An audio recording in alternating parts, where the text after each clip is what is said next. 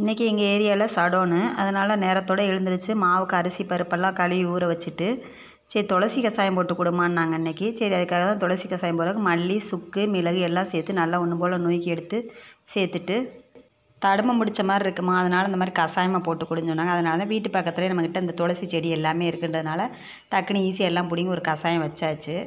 தடவும் பிடிச்சாலே நாங்கள் இந்த மாதிரி கஷாயமாக போட்டு குடிச்சுக்குவோம். டீ காஃபி குடிக்கிறதுக்கு பதில் 2 நேரமும் இந்த கஷாயமாக குடிச்சிட்டாலே நல்லா தொண்டை வலி எதுவாக இருந்தாலும் நல்லா டக்குன்னு சரியாயிரும். தம்பி தான் இந்த கஷாயம் குடிக்கிறதுக்கு ரொம்ப மல்லு கட்டுவான். இது காரமாக இருக்குது, என்னால் குடிக்க முடியலம்மா. சுக்கு மிளகெல்லாம் கொஞ்சம் காரமான பொருட்கள்னால காரமாக தான் இருக்கும், அதனால் மாட்டேன்பான். எப்படினாலும் குடித்தா நல்லதுன்னு குடிக்க வச்சிருவேன் அவனை. 6:30 போலையெல்லாம் மாவாட்ட ஆரம்பிச்சிட்டேன். ஏன்னா கரண்ட் போயிடும் கரெக்டாக 9 மணிக்கு எல்லாம். ஒரு அரைச்சி முடிக்கவே ஒரு 2 மணி நேரத்துக்கிட்ட ஆயிரும். அதனால் சீக்கிரம் ஆரம்பித்தாச்சு.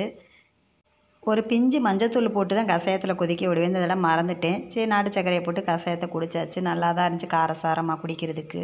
கஷாயம் சாப்பிட்டு டியூஷன் போயிட்டான். சரி வந்து டியூஷன் போயிட்டு வந்து எனக்கு டீ தான் வேணும், எனக்கு டீ குடித்த மாதிரி இல்லை அப்படின்னா, சரி அவனுக்காக கொஞ்சம் பால் எடுத்து டீ போட்டாச்சு தம்பிக்கு.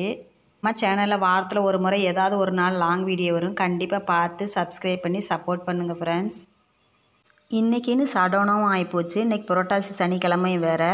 வெள்ளன மாவு ரெடி பண்ணிவிட்டு வீடெல்லாம் மாப்பை போட்டு மதியம் விரதத்துக்கு எல்லாம் சமைக்க ஆரம்பிக்கணும். ஒரு 3-4 காய்கறியோடு சமைச்சு சாப்பாடு ரெடி பண்ணணும் விரதம் விடுறதுக்கு.